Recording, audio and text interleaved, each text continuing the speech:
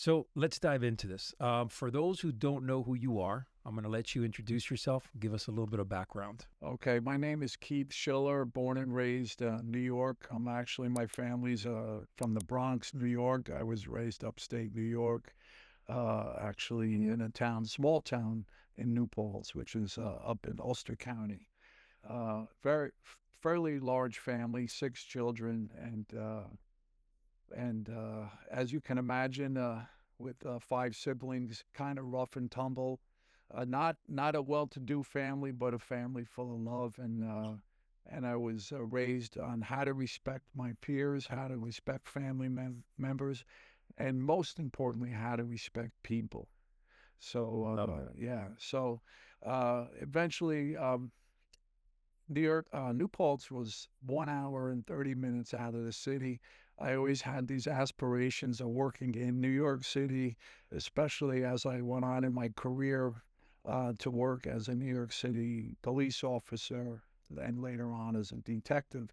So I migrated back to the city. Like I said, my family was originally from the Bronx. My father was working upstate.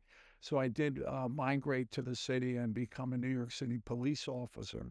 Just prior to that, I was a corrections state youth corrections officer, and I did that for 8 years prior. But that's when my law enforcement career started in the mid '80s after I got out of the military. So I always tell people I've been a civil servant from the state, local, and federal uh, point of view because as you know, going into the White House.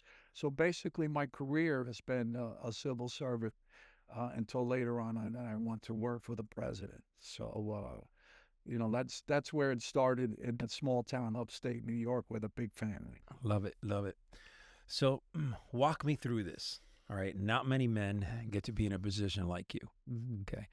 And, to be where you were, I mean, was it by chance? How did we talked about this over breakfast earlier. How did you come about getting the position as Trump's bodyguard? I mean, Right. that's a big deal. Right. It actually came about in happenstance. When I was a New York City detective, I worked out of Manhattan, so I took my cases that I was working on to the Manhattan DA's office, and I normally had one prosecutor that I work with uh, fairly regularly. And one day I walked into the office and I see this attractive lady, and turns out it was Marla Maples. So, being the cocky detective that I was, I just figured I'd go up and introduce myself and just to say hi. And, I figured that would be the end of it. I went over and I said hi to her. Happened to be there prosecuting one of their employees. And that's why she was sitting there with the ADA, Assistant District Attorney. So I said hi, and I just, spent a few minutes in the office. As I was speaking with her, I noticed a guy come from the hallway and sit next to her. And I thought it was kind of strange. It was very obvious that this guy just appeared. And I thought, wow, what is this about? And I asked my buddy, who was the assistant DA, who is this guy? Later on, he said, oh, that's her bodyguard. And I wasn't really impressed. So I asked later on, I said, well, if this guy's a bodyguard, I am surely, because at the time I was in fairly good shape. I was 6'4", about 250 pounds. I exercised regularly. And as you probably know, Ralph, a lot of guys, they have second incomes when they're in law enforcement to pay the bills, make ends meet. So I was always looking for side work, whether it's working with a PI, doing security, whether it be in a nightclub or personal protection, executive protection. So I'd asked the ADA. I said, "Can you know Mr. Trump?" And he says, "Yeah, of course, we're handling this for them." I said, "Can you put in a good word for me?" And because I had a good relationship with that prosecutor, he reached out to and said, "Listen, I got a guy I think you're going to like." He gave me a recommendation. He said, "Could you entertain an interview and maybe bring him on board because he's looking for side work.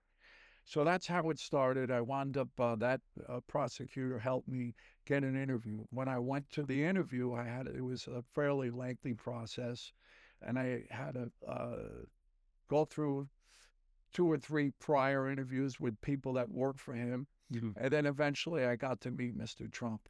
And I was told after the final interview, him and I, very brief interview, I was told, we'll give you 1 month if and you'll be working with him directly. He said, if you and him don't mesh or hit it off, no hard feelings, you're gone. So I said, that's fair enough. So it turned out to be 25 hours a week after work, after my shift at the police department, that I would go to Trump Tower and interact with Mr. Trump and the family. I would normally meet him at his office on the 26th floor. And then whether he went to dinner or he would go to Madison Square Garden for a Knick game or wherever he went in the city after work, I would accompany him to those events. At that time, there was a very small detail. All the guys, except one, were active or retired detectives. And then eventually, 5 years later, uh, the detail dwindled, and there was 1 or 2 of us left, and I was still with them. And they had asked me if I would consider retiring and coming on board full time. And at the time, I was fortunate enough to be able to get my pension, and so basically, I said yes. I had to negotiate my salary with Mr. Trump, and if anybody understands, negotiating a salary with your boss, any boss, is a daunting experience. Sure. But having to go in and speak with him and negotiate a deal, it's especially at the time I bet. a tough task. So I was doing very well at the police department. I was working in a federal task force with many agencies, and I loved my job. And I had some perks that went along with that job, and I had like I said, a decent salary. So when I went into Mr. Trump, I had said, "Listen, I love what I'm doing, but I still need to be compensated, fairly." And I said, I need X and, certain things that I need to have before I'll leave the police department. Sure. And of course, it turns out he was very accommodating. He gave me exactly what I asked for. So I retired on a Friday from the police department. And then I took 3 days off. And on Tuesday, I went to work with him full time. And 3 days off. I took 3 days off. And then that Thursday, we left on a 10-day trip overseas, and we never stopped traveling. And it was just from there on, it was just him and I on the road, whether around the world, different events, to many of his properties, whether it be in the States here or overseas in Scotland or Ireland or wherever. So it was just a whirlwind of travel, and we spent a lot of time together. So, and it really was just myself at that time. There was no one else other than the people that were working in the tower, but it was just me and him. So when you guys traveled, I assume that you would do some research on the area and Yeah. kind of get an idea of where hospitals were, exit point. Right. The whole advance team, since it's Right. you just traveling with him, Yeah. just you and him. I mean, Yeah. I imagine that he confided in you a lot, and he was very, he believed in you Right. because you're not going to have somebody as your right-hand man being there every step of the way with you if you don't build that trust. Right. Over time, you spend a lot of time, and I often said at that period in my life, I spent more time with him than anybody in his family. I mean, because we were in the office all day, and to your point, I've never worked for anybody that puts in the hours like Mr. Trump. If you think you're going to go to work for him and work 8-hour days, you're sadly mistaken. It was actually a shock for me when I worked in the police department, and we would do 8 hours and 2 minutes. You get paid for 8 hours and 2 minutes. But if you go to work for Trump or Trump organization, no, if you leave after 8 hours, they look at you like you got two heads. These people put in tremendous hours, and not just the people around him, but him. puts in 12, 14-hour work days, sometimes longer. And then after work, like I said, he would, have many events he would go to, whether it's a sporting event. There was many times we'd work till 8 o'clock. We would go to Madison Square Garden.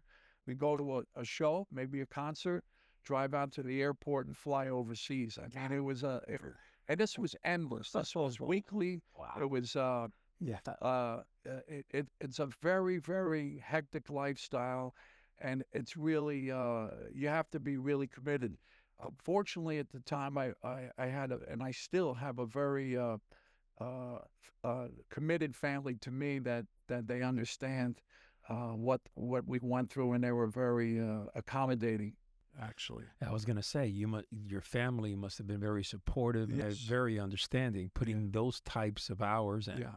So Yeah. let me ask you something about Donald Trump, the man. Yeah. I mean, you see him out there. This guy, anytime you look up, especially in this last campaign, Mm-hmm. he was having, he was on the campaign trail having events here, there. And, 9 o'clock, 10 o'clock at night, you would see him 8 o'clock in the morning, relentless. Mm-hmm. I have never seen a man be literally exemplifying a machine, because that's what he is. He exemplifies a machine, constant going execution at the highest level.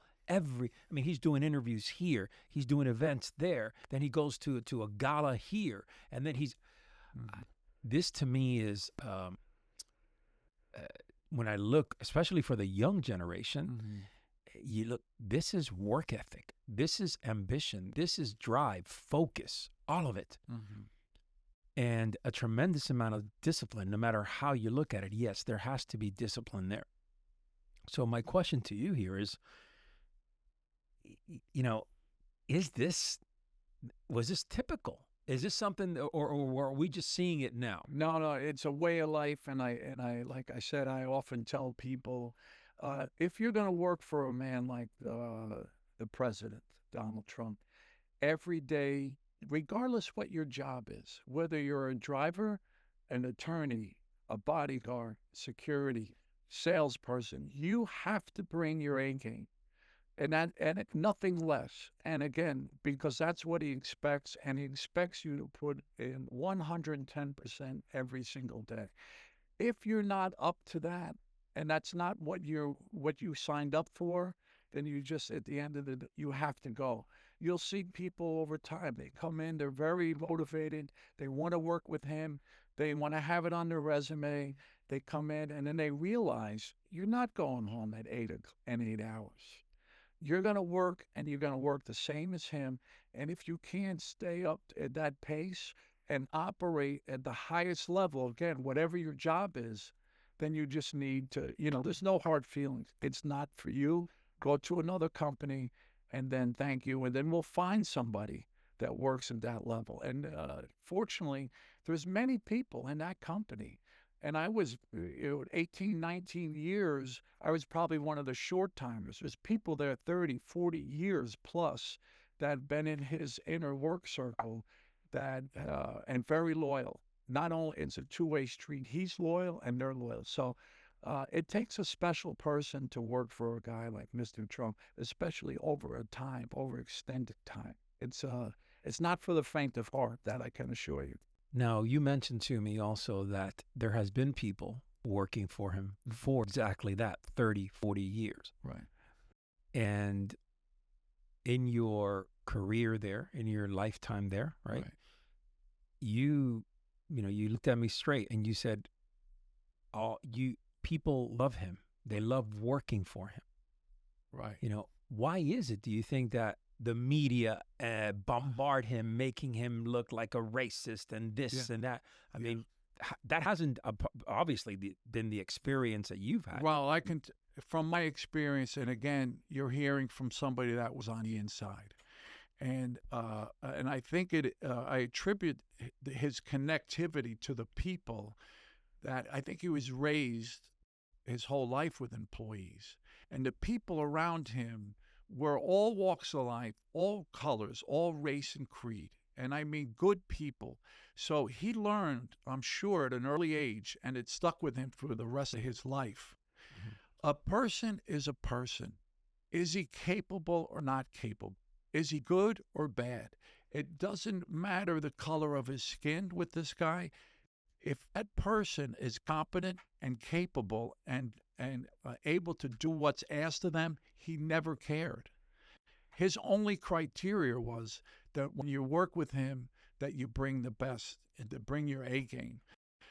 This racist stuff is ridiculous. I always said that, because if you really take a look behind the curtain and you see the people that interact with him on a daily basis, not the people that are sitting in front of the cameras. I'm talking about the people that are around him at home, at his office, all walks of life, all people. I had mentioned a story to you earlier about an Indian gentleman from India, and who has great respect for Mr. Trump, because he was one of the few presidents or one of the few people that ever Mr. Trump had asked them to take a photo. Yes. And this guy's been around some of the most powerful people in the world. Mr. Trump, within 1 or 2 days, respected what he did, what his job was, respected the people that worked for him. And Mr. Trump took it upon himself, because he knew it would be something that is kind, and he connects with these people. Just the gesture of taking that one photo changed this man's life and made and in the way he looked at the president. Powerful. Yeah. Now, you were a New York City cop. Right. So you have interacted with thousands and thousands of people. Right. All different types. Right. From drug dealers, bad guys, good guys, Right. business owners, whatever. Right. In the 2016 campaign, or 2015, really, that's when it started. You were talking about this, how you look back now, and so many people that were President Trump's allies and friends and people who were connected with him in a very positive manner, you saw them switch before your eyes. Right. Now, being the fact that, look, you've dealt with people, because I'm a cop myself, I've dealt with thousands of people. I know people can do things, but the sudden switch from A to Z, I mean, did that blow you out of the water? Yeah, I tell you, it was for me, it was mind blowing, and the reason being because prior to him entering the 2016 presidential race, many of the people that are his most severe critics today, and that have nothing good to say about him, they've switched, and that it's media people, it's politicians, well-known celebrities. They were always friendly with Mr. Trump. They always had interactions with him. Many of the politicians always had their hand out for a check, whether it's Democrat or Republican. They all had this reverence for Mr. Trump. They all looked at him as a friend and a great patriot and a great person.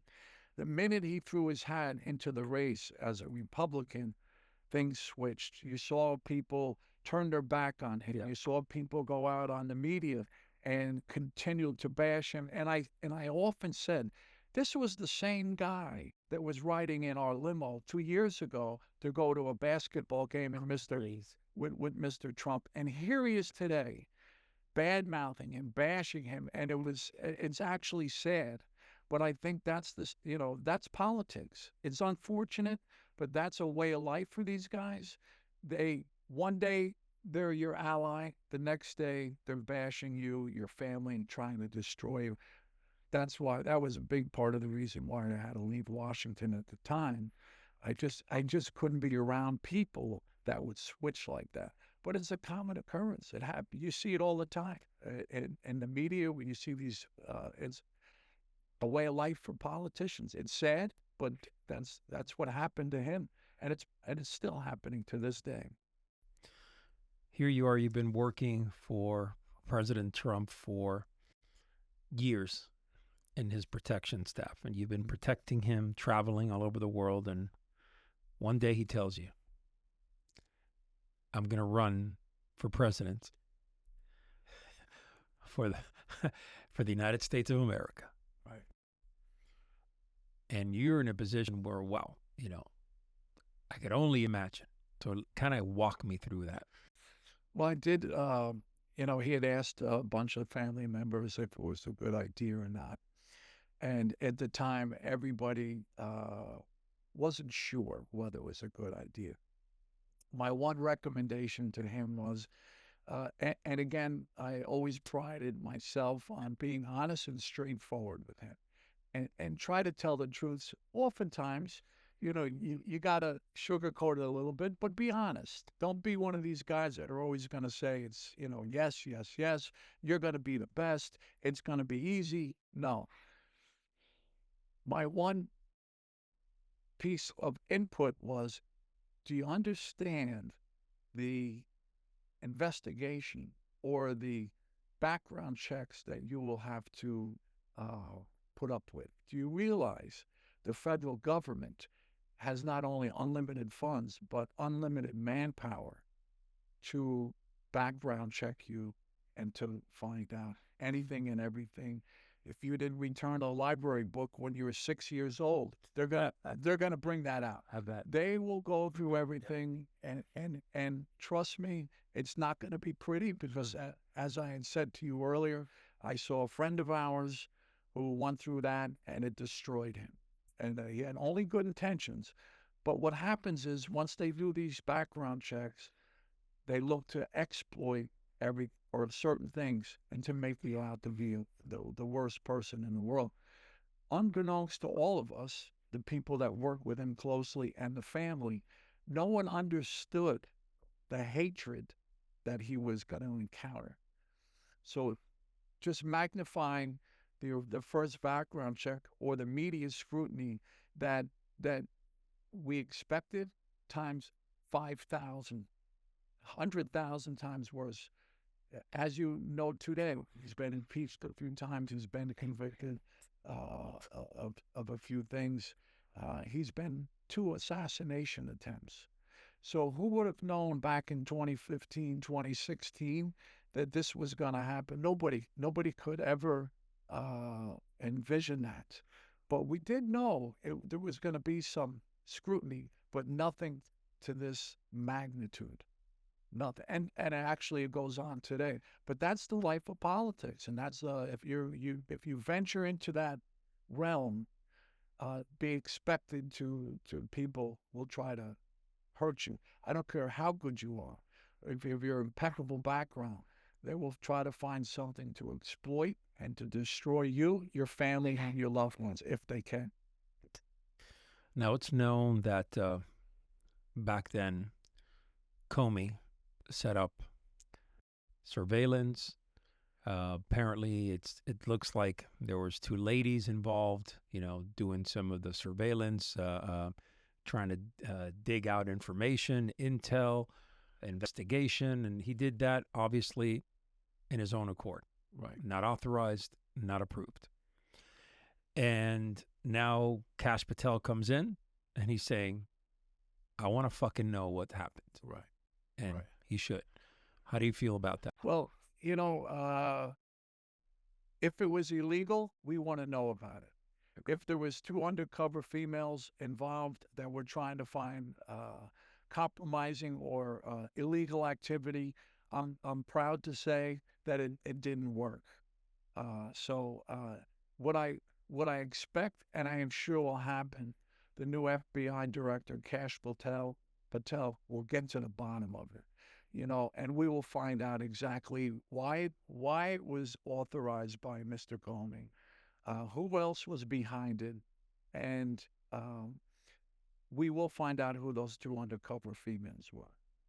I just don't imagine, or most people can't fathom, in this country, United States of America, that the government or people like Mr. Comey would deploy people to find, especially against a campaign, a presidential candidate, Agree. to go in to try to infiltrate, not legally. It appears to be was done illegally, and who authorized that? Was there someone above Mr. Comey that allowed this to happen. And we will get to the bottom of it. Thank God that Kash Patel was confirmed, because I think he's the perfect man that will root out a lot of the bad deeds by bad actors. It's unfortunate, but it appears to be that there was a lot of bad acts done in bad faith towards Mr. Trump, and uh, done by the U.S. government and some of the federal agencies. It's sad to think that, but that's what it appears to have happened. Now, during breakfast, we talked a little bit about these shape shifters, these people that have been around since the Bush administration, Right. and they hop on every bandwagon, Right. and they shift from here to there, the RNC, the ANC, who you don't even know where they're at, you know. And I think I mentioned to you that I believe that God works in mysterious ways. And to me, it was, look, had President Trump ran for 8 years, I don't think he would have the power, the structure, or the organization that he has today. Right. He's just organized, and he is executing right now at the highest of levels. The cabinet he has around him, I think it's been one of the most powerful cabinets of any presidency of any time. Right. So what's your take on these, puddle jumpers, these people that come in? Talk to me a little bit about that, because during your time at the White House, you saw it firsthand. So I can tell you what happens, and it's sort of unfortunate, but it's a way of life in politics and campaigning at the highest level. As you know, there may be several candidates, whether it's Republican or Democratic candidates. And as these candidates fall by the wayside, as they're during the campaign season, these campaign staff, they're professionals. This is their life. It's like anyone else, like a plumber. If their campaign and their candidate is out and he loses, they need to find a job. So what do? They jump on the next candidate and the next campaign that will take them in.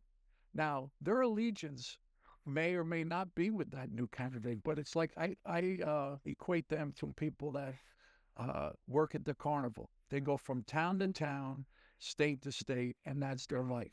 This is the same thing with the people in these campaigns. What happened in 2016, as the candidates were knocked out, their campaign staff needed to find a job. And many of them wound up working for one organization I mentioned to you earlier. And unfortunately, those people, or most of the people from these other campaigns, did not like Mr. Trump. They actually despised him, many of them. And unfortunately, many of them wound up in the White House. And that was where a lot of problems started. Because at that time, and I think he's learned a very valuable lesson now, because he doesn't have that problem. They've done a very good job of bringing in real Trump supporters. But at the first time, many of those people from those campaigns wound up on the inner circle in the Oval Office or the White House. And they were on record as not being Trump. They actually despised them. But they worked for other candidates. Their candidate got knocked out, and they wound up going into another campaign or working in another office, and they wound up being right there at the White House anyway. That's where it started. Many people there had no love for the president, and a lot of them, their mission was to see him fail. And it's unfortunate, but it is what it is. I think, getting back to your point, the cabinet he has now, this is the second time around. He's learned a lot, and has a great group of people. He has a great chief of staff, Susie Wiles, who's there now, Pete Hegseth, Pam Bondi, great people, patriots that are on his team. Big difference from 2016 to now in 2024, 25. So I think he's going to do phenomenal. Let me just go on record and say this, and I've said it before. The president is a man of the people, and people have to understand that. There's a reason why he's back after the 2020 election. They voted him in because people can relate to him on many different levels. Like I said earlier, the people that work in his office or his attorneys or people in the cabinet. He has a connection that's genuine, and most people or most candidates will never have. They just can't do it. And that's a special attribute to him as a person. So I think he'll go down, I know, as in history as one of the greatest presidents that ever occupied the White House. Powerful, without a doubt. Agree. So, 2020 election, in my opinion, and I'll put this on the record, I believe that President Trump has won 3 elections, not 2. He's won 3 back to back. With that said, my question for you is, do you think that there was either interference in some way, shape, or form, or do you think that it was, fair and square? Well, just again, my opinion is just my opinion, but I don't know about physical interference, whether ballots or I can't speak on that. But what I can tell you was, as far as interference and propaganda and mainstream media putting out false narratives and later to be found out totally false stories and perpetuating those stories, not only thousands but a million times, day in and day out, I think it swayed many people that have wanted to vote for Mr. Trump in 2020, but it changed. It changed their opinion because of the false stories that were out there. And we all know about the false stories, whether it's the Russian collusion, delusion, things of that nature. He's this, he's that, and people.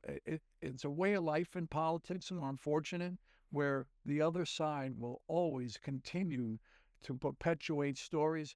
And again, no one holds them accountable. They can say the most outlandish things. They put it out there to the general public.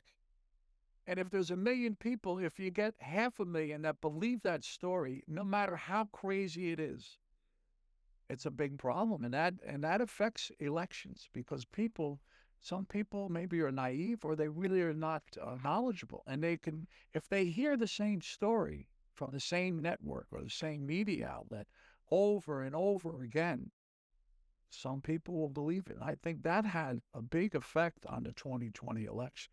I think a lot of people were misinformed, and that had a lot to do with the way that went.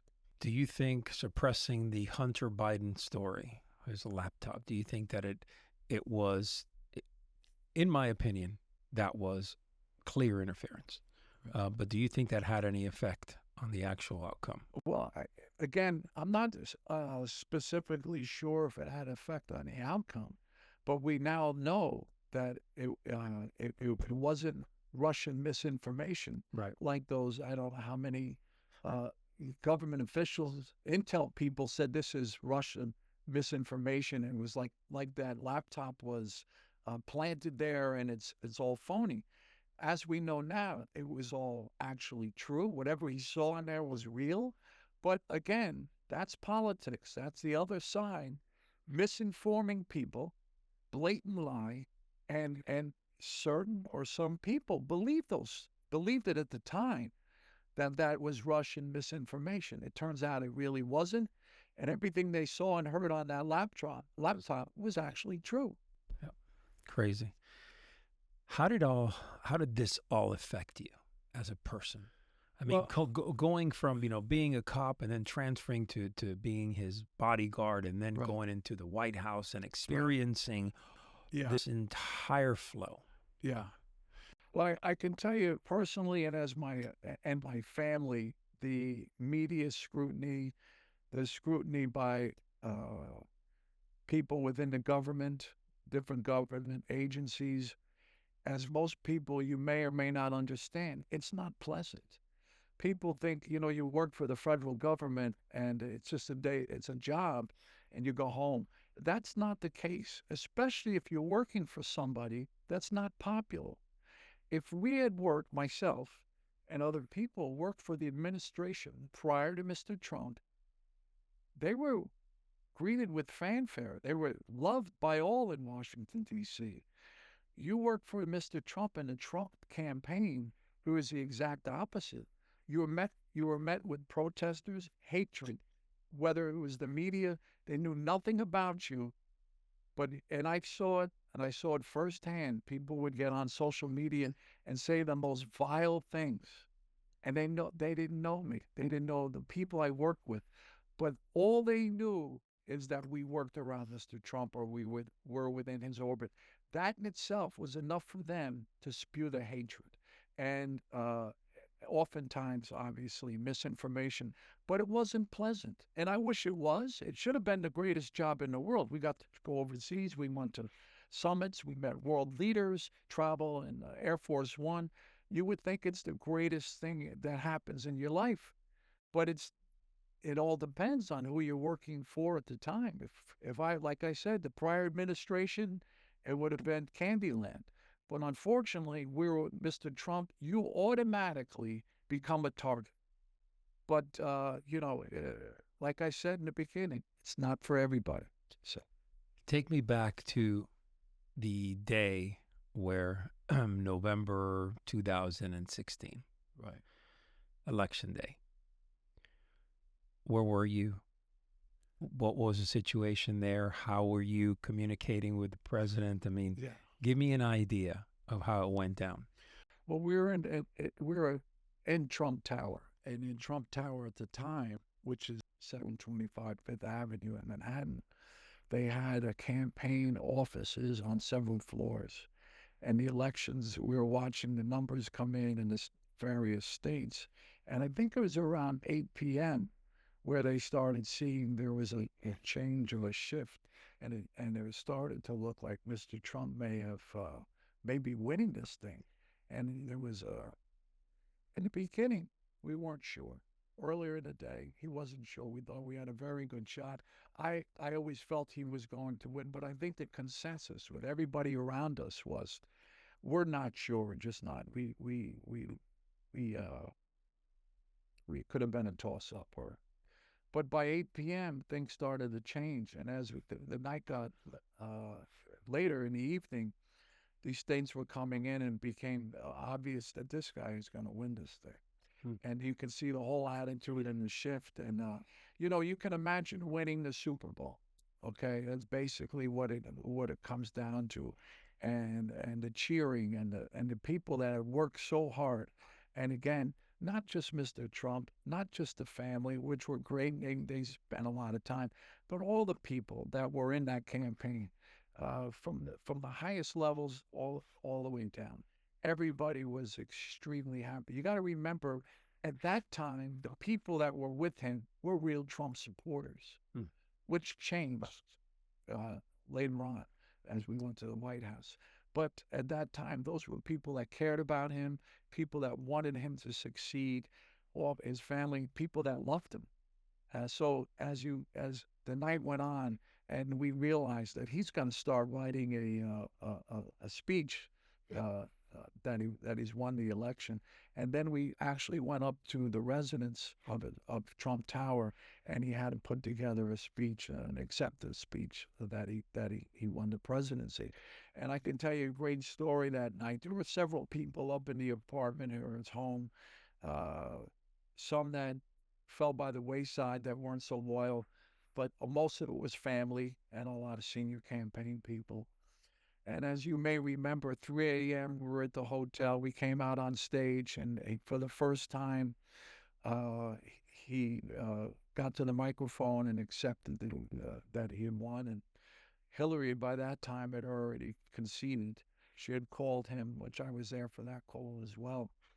But as he was out on the microphone and he was speaking to the media and the people at the hotel, I forgot the name of the hotel. There was hundreds of Trump supporters there.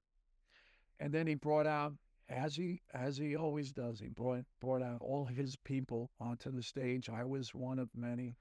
I was We were out there behind him, and as he's speaking, my phone, I could feel it vibrating. And then I forgot what kind of phone it was, but I looked down and it was a Washington phone number, and I picked it for whatever reason. I picked it up. Now this is while I was on the stage, and I said hello, and I mean the media's there, and uh, said this is the White House operator. I have President Obama on the phone. He'd like to congratulate Mr. Trump. And at the time, Mr. Trump was on in the microphone giving his. So I said to myself, "Am I going to interrupt it for the president?" And I said, "No, I don't think so." So I said, "Ma'am, we're going to have to call you back." And she says, "Oh, okay." And then I turned and I as an agent and I asked him, "Is this real?" And he looked at it and he said, "Yeah, this is real. It was there." So it turned out we told him to wait. Mr. Trump will call you when it's convenient for him.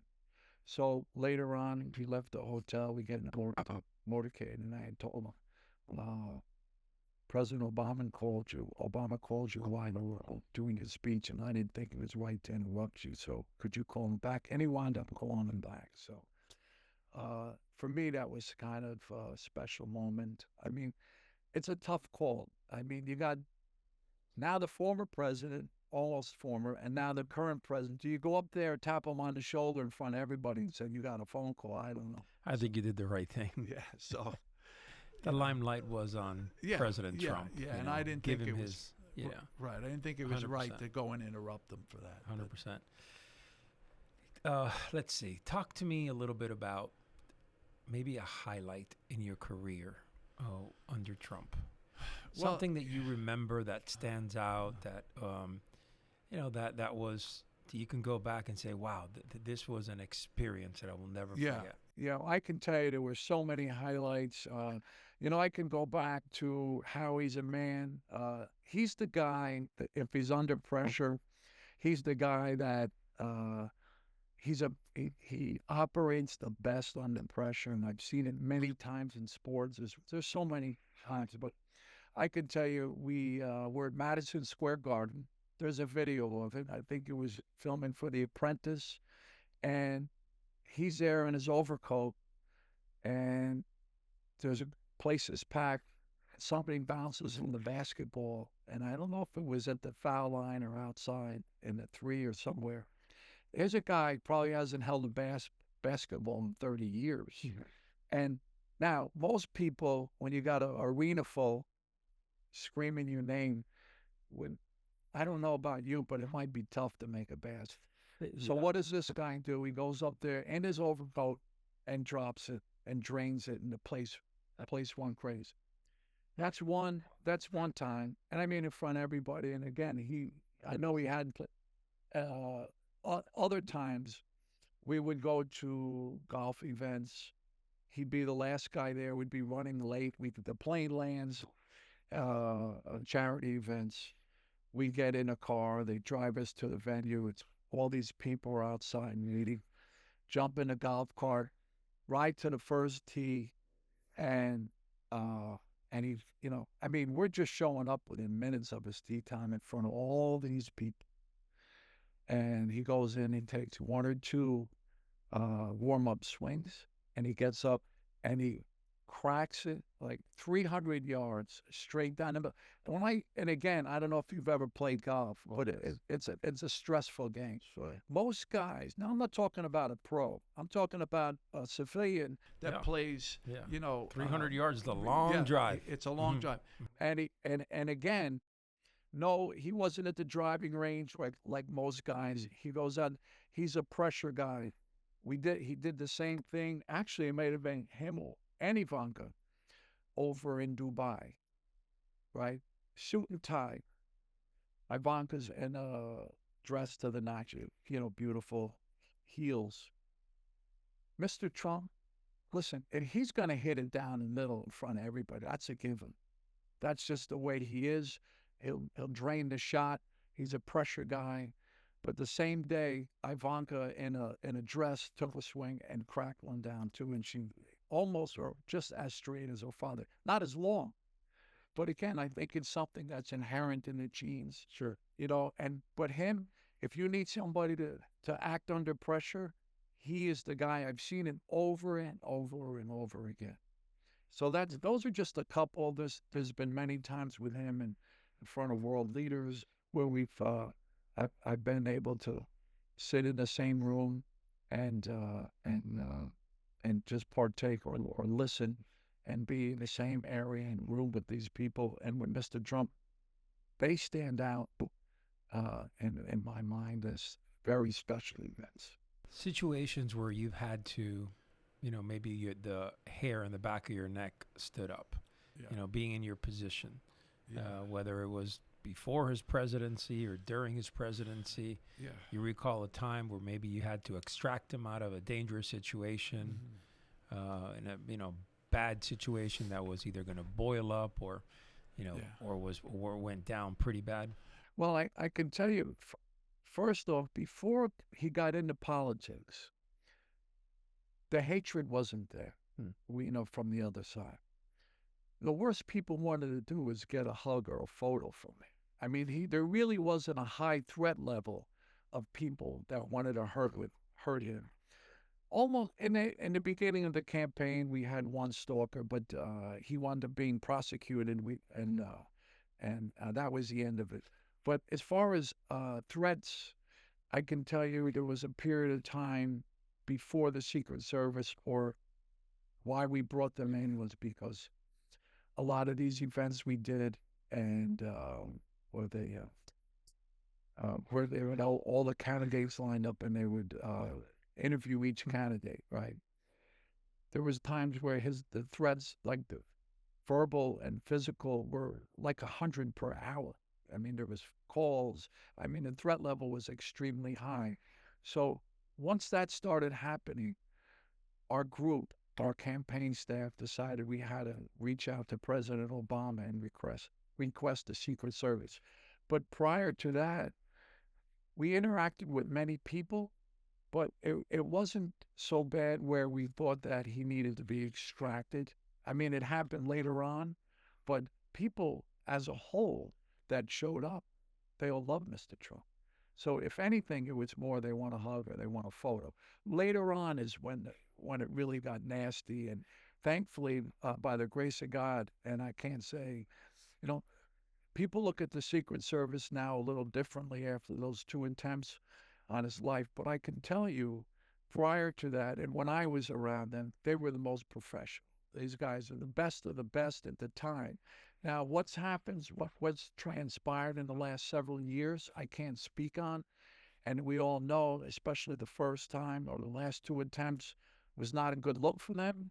But when I interacted with those guys, they were the most professional and probably the best in the world at what they did. Mm. And they really put their lives on the line every day. Things may have changed. I can't speak on that now. From the things you know regarding the Philadelphia, the not the Philadelphia, Pennsylvania, Right. okay, attempt. I mean, I'm imagining when you heard that news, you were like, I mean, this was your position for years and years and years. What do you think, just based on your experience and what you know, went wrong? Well, I can tell you there's nobody that's going to argue with me, and I can't explain it, but it's the most obvious that why was there no one on that rooftop? I mean, that was the closest rooftop to him. Anybody with a basic sense of security, especially security or professionals, executive protection professionals, they do these walkthroughs several days in advance. They have assets at their available to them that they can deploy. Why was there nobody on that roof? That's still a mystery today. There's been a lot of excuses made, but I think there's no arguing they dropped the ball that day. There's no arguing. But I also know that not everybody there working the detail was Secret Service.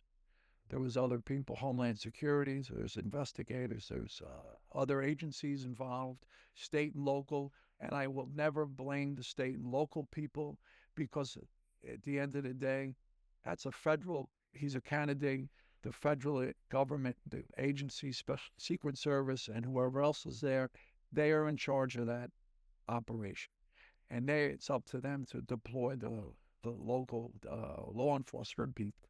So if there's any mistakes made, it comes out to the federal government because they are the ones that have the ultimate responsibility and the authority to handle that venue. So no one will argue there was a big error that day, and it's unexplainable. I don't understand. I mean, I always thought the most of those agents and that agency, but to me, big problem, big problem. Let's talk a little bit about his family. All right. And it's from an outsider looking in, his kids look great. You know, they look, they sound educated, look educated, they're Right. polite, courteous. I mean, great job, with the upbringing, bringing these kids up. The question here in the end, what was your experience with them? Is that a front for people to see, or are they really like that? They absolutely are like that, and I can say because there's a few, probably the youngest three, I personally was involved with their growing up. Whether skiing, little league, school graduations, and those kids are, first of all, extremely respectful. Again, probably a lot of it has to do with is their parents, as we all know. If the parents interact with people and they're not so pleasant, the kids are going to mimic that. And that's what they're going to learn. It's a learned behavior. So the parents, it starts there. And uh, Mrs. Trump, Melania Trump, is one of the nicest, sweetest persons you ever want to meet. Extremely, extremely courteous, polite, cordial to people. She's not, people may, their stature and status, some, as you may know, are not so pleasant, but she is fantastic. Uh, Marla was fantastic, polite. Uh, Ivana was very courteous. Mr. Trump. So the kids, they learn from their parents. They learn to two things: work hard, be respectful, and do what you're told. I mean, it was sort of rigid, but it paid off. The kids are all educated. They treat all their employees. I'm there 18 years, 19, whatever the amount of time. I can tell you not one time the kids ever raised their voice or be anything but polite and professional to the people around. And that's I spent a lot of time with them. So I just think uh, they had great role models, and by the grace of God, they turned out the way they did. They're all successful in their own right. They're all good people, and they're raising their families. And the kids, from everything that I've seen, their children are the same. They're sweet, professional, courteous, and kind to their employees. At some point, did you feel threatened? Did you feel like you had surveillance on you? People were trying to find out more about you. Were you ever, maybe about your family, because you were involved, you were right next to the president for years, and people around him, from what I hear stories, hey, they're investigating them, looking, surveillance, trying to find things. Did you ever feel like that? Yes, for actually started in 2015, maybe sooner, and it just continued. Actually, continued after I left the White House. I think, like I said earlier, it becomes a way of life, and people. Mr. Trump was always the primary target. They wanted to take him down, whether politically, physically, they wanted. But what happens, unfortunately, the people around him also become targets. And then the first circle is his family. As you know, his children were targeted. Then the people around them become targets. And because of my close proximity, I know for a fact, not only me, but the people that worked for me at the time. And you know, it's something that's daunting. It's not pleasant. Most people can't comprehend how many nights that you lay awake and you're wondering, Where are they? What are they doing? Are they coming? Are they not coming? Uh, are they going to hurt my family? Are they going to try to ruin me as well? That's just a way of life when you work with people like Mr. Trump. And again, it goes back to what I said in the very beginning.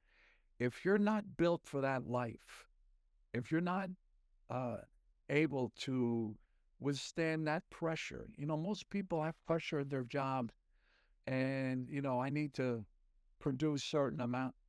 The pressure that you can have put on you by the federal government is something that you'll never understand unless it's happened to you, and that is it's scary. It's actually a scary thing, but it's part of life. You work with him, you either stay and suck it up, or you move on. And I did it for a long time, but eventually it wears on you. You say, it's not something you want to do for 20 years. I can assure you that. He has no choice. His family has no choice. I give them a lot of credit. They try to protect the kids. They try to shelter them as best they can. But at the end of the day, they're public figures, and they have no choice. It's unfortunate. I had a choice. I decided eventually I had to back away and pull out of it. So what are you doing today? So I'm working with two good friends of mine. They're actually partners, George Soriel and Robert Seiden. And we're doing a government relations. We started this end of last year. We're actually just a few months in. So what our job, or what we're doing now, is connecting people that need to have access or connectivity to the federal government. Because of my long-term relationships with a lot of people in Washington, many of them I worked for, and I think I told you that earlier, I worked with, I'm able to reach out and communicate. And there's many people that their companies or whatnot wouldn't like to or have access to those people. It's something that George and I he has a very unique story. He was a longtime attorney for the Trump organization, 17 years, and he has a tremendous relationship with the kids, the adult Trump family. So we've been able to enjoy that, but at the same time now, we've ventured out into this government relations, and it's actually been going very well for us. And I'm actually working from the outside, not inside now. And for me, it's much more pleasurable to do that. I still have my foot in, but not really, because I'm not the employee of the government. What is the name of the company, and where can they reach you? So we're Javelin. It's www.javelinadvisorsllc.com, and we're just known as Javelin. But we have a website, and you'll see George and I on there, and Robert Seiden is our legal advisor, but also a longtime friend that we've had a relationship for a very long time. Amazing, amazing. Yeah, you're doing great things, man. And trying. we're gonna put all the website on our show notes and all that good stuff, so people can click it and go check you out. Especially those who really feel like they need that connect moving, and hopefully you can do that for these guys, because I'm sure you are in high demand right now. Yeah, actually, it's been going very well, and again, we won't accept all comers. There's certain things that we can and can't do. Makes sense. And if we don't think we're capable, we'll tell the people right now. I mean, we don't have that accessibility, but there are things that we're very able to do for these people. So we're selective, and we can afford to be now.